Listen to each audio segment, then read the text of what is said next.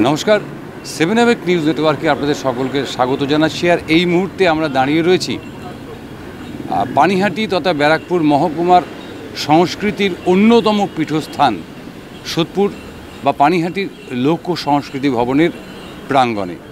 এই লোক সংস্কৃতি ভবন আপনারা জানেন যে 1987 সালে প্রতিষ্ঠা হয়েছিল এবং তার পরবর্তী সময় স্থানীয় মানুষজনের উদ্যোগে মূলত এই যে উঠোন যে প্রাঙ্গণ, সেই প্রাঙ্গণে শুরু হয়েছিল মাতৃভাষা দিবস পালন। অর্থাৎ আপনারা সকলেই জানেন যে 1952 সালের 21শে ফেব্রুয়ারির ঘটনা, বাংলাদেশের সেই ভাষা আন্দোলন।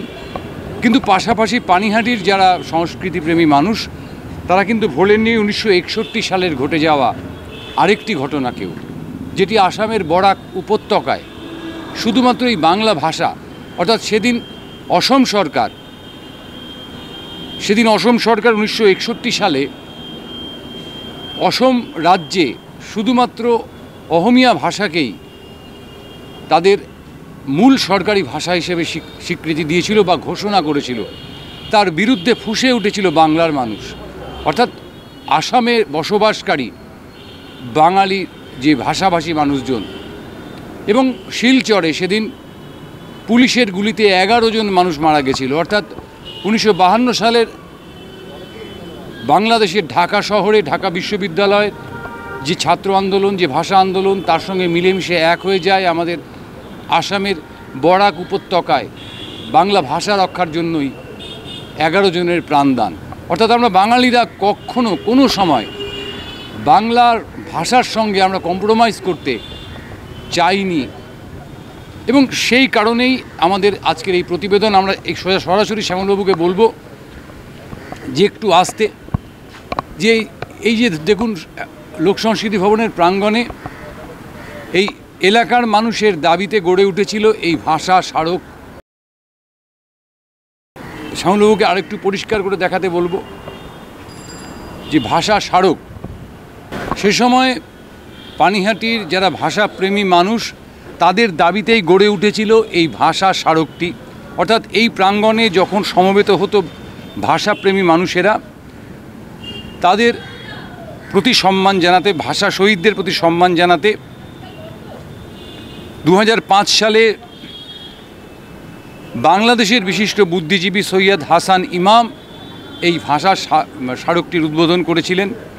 ভাস্কর ছিলেন নবেন্দু সেন। নবেন্দু সেন আমাদের পানিহাটির গর্ব, আমাদের রাজ্যের গর্ব, বাংলা সাহিত্যের একজন গর্ব। তার হাতে তৈরি এই ভাষা স্মারক। কিন্তু অদ্ভুতভাবে দেখুন, গত প্রায় 5 বছর ধরে এই ভাষা স্মারক, এই যে ফাঁকা জায়গাটা দেখতে পাচ্ছেন সাদা রঙের, সেখানে মায়ের একটি মূর্তি ছিল। সেই মূর্তিটি খুলে যায় কোনো কারণে। তারপর থেকে আজ পর্যন্ত আমরা প্রত্যেক বছর 21শে ফেব্রুয়ারি এটা নিয়ে একটি খবর করি, কিন্তু এবছর 21শে ফেব্রুয়ারির আগেই এসে আমরা পৌঁছেছি এই কারণে, যাতে 21শে ফেব্রুয়ারি তারিখটায় এইখানে সেই মায়ের ছবিটা, অর্থাৎ মাতৃভাষা মাতৃদুগ্ধ, তার যে প্রতীক তৈরি করেছিলেন ভাস্কর নবেন্দু সেন, সেই নবেন্দু সেনের তৈরি করা মূর্তিটা যাতে এই স্মারকে থাকে, সেই দাবি পানিহাটি মানুষের, সেই দাবি পৌঁছে দেওয়ার জন্য, সবার কাছে পৌঁছে যাওয়ার জন্য আমরা আজকে এই এপিসোডটা তৈরি করছি। আমি শ্যামলবাবুকে বলবো যে এটা হারিয়ে যায়নি, এটা এখনও আছে। কোথায় আছে চলুন সেটা আমরা খুঁজে বার করি। মায়ের যে মূর্তিটা এখানে ছিল বন্ধুরা, সেই মূর্তিটা কিন্তু হারিয়ে যায়নি, কিন্তু প্রশাসনিক উদাসীনতায় সেটির যে কি হাল হয়েছে চলুন আপনাদের দেখাই। সেটি পড়ে আছে এখন কার্যত আস্তাকুড়ের মধ্যে, এই অন্ধকার হল আছে। আজকে হলে বোধহয় শো নেই, সে তার ভেতরে পড়ে রয়েছে। আমরা সেখানে যাওয়ার চেষ্টা করব। আমি শ্যামলবাবুকে বলবো,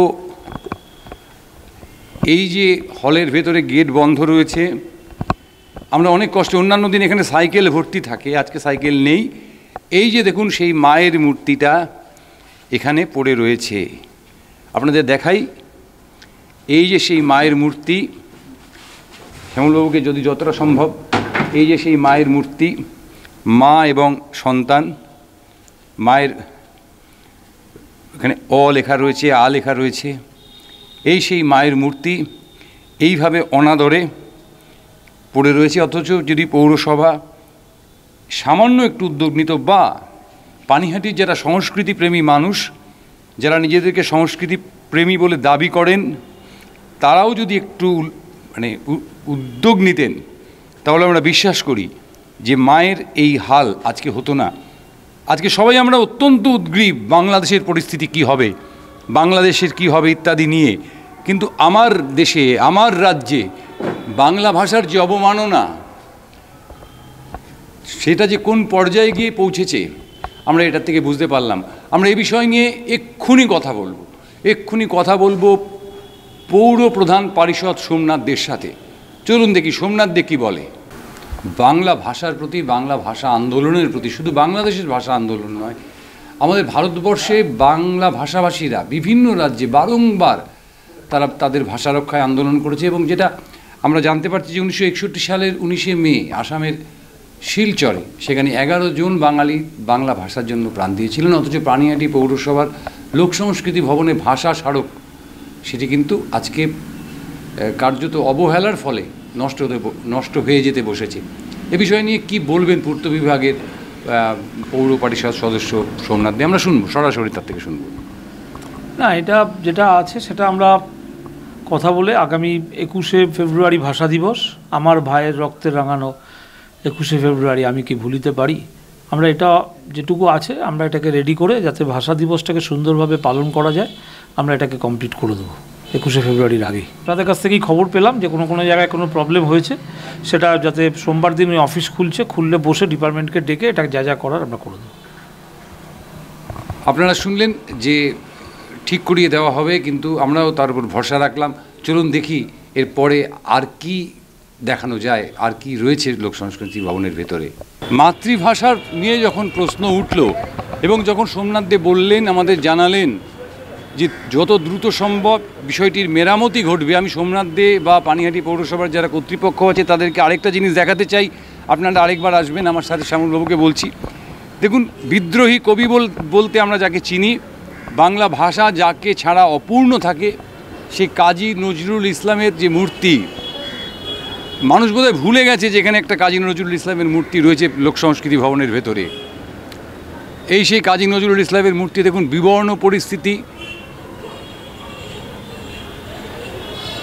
এবং আগাছায় ঢেকে গেছে। শ্যামলবাবুকে বলবো দেখাতে সেই পরিস্থিতি কাজী নজরুল ইসলামের। আপনারা দেখলেন কাজী নজরুল ইসলামকে। এবার আমরা আরেকটা জায়গায় যাব, আমরা একসঙ্গে পুরো বিষয়টিকে পৌরসভার নজরে আনতে চাই। বাংলা সাহিত্যে কিশোর কবির অবদান বিদ্রোহী কবির থেকে কম নয়, বিশ্বকবির থেকেও কম নয়। সেই কিশোর কবির মূর্তির পরিস্থিতি দেখুন। দীর্ঘদিনের অবহেলায়, অনাদরে কবি সুকান্ত বোধহয় আজকে এখানে গালে হাত দিয়ে ভাবছেন যে এখন বাংলায় আমার স্থান হলো। আমরা বাংলাদেশকে নিয়ে চিন্তিত হয়ে পড়েছি। বাংলাদেশে এবছর মাতৃভাষা দিবস পালন হবে কিনা সে নিয়ে চিন্তিত হয়ে পড়েছি, কিন্তু আমরা কেউ খবর রাখছি না যে আমাদের এই বাংলায় বাংলা ভাষা কতটা অবহেলার মধ্যে এসে পড়েছে। আমাদের এই বাংলায় বাংলা চর্চা, বাংলা ভাষা চর্চা আজকে কোন পর্যায়ে গিয়ে পৌঁছিয়েছে, যে কারণে বাংলা ভাষা স্মারক তার এই পরিস্থিতি হয়, যে কারণে কাজী নজরুল ইসলামের মূর্তি সরকারি প্রতিষ্ঠানের ভেতরে তার এই হাল হয়, কিশোর কবি সুকান্ত ভট্টাচার্যের যে মূর্তি তার এই হাল হতে পারে। সুতরাং বাংলা ভাষাকে যদি বাঁচাতে হয় তাহলে আমাদেরকে সকলকে মিলে একত্রিত হতে হবে এবং আমাদেরকে প্রতিবাদ নয় প্রতিরোধ গড়ে তুলতে হবে, যাতে বাংলা ভাষা, আমার মাতৃভাষা, যে ভাষার জন্য শুধুমাত্র বাংলাদেশের 1952 সালের ঘটনা নয়, 1961 সালের 19শে মে আসামের বরাক উপত্যকায় শিলচরে 11 জন বাঙালি প্রাণ দিয়েছিল। তাই সেই শহীদদের রক্তের প্রতিটি বিন্দুর প্রতি যদি আমাদের শ্রদ্ধা জানাতে হয় তাহলে আমাদেরকে ঘুরে দাঁড়াতেই হবে। সোদপুর থেকে ক্যামেরায় শ্যামল পালের সঙ্গে চন্দন সেনগুপ্ত, 7 আবেগ নিউজ। জয় হিন্দ।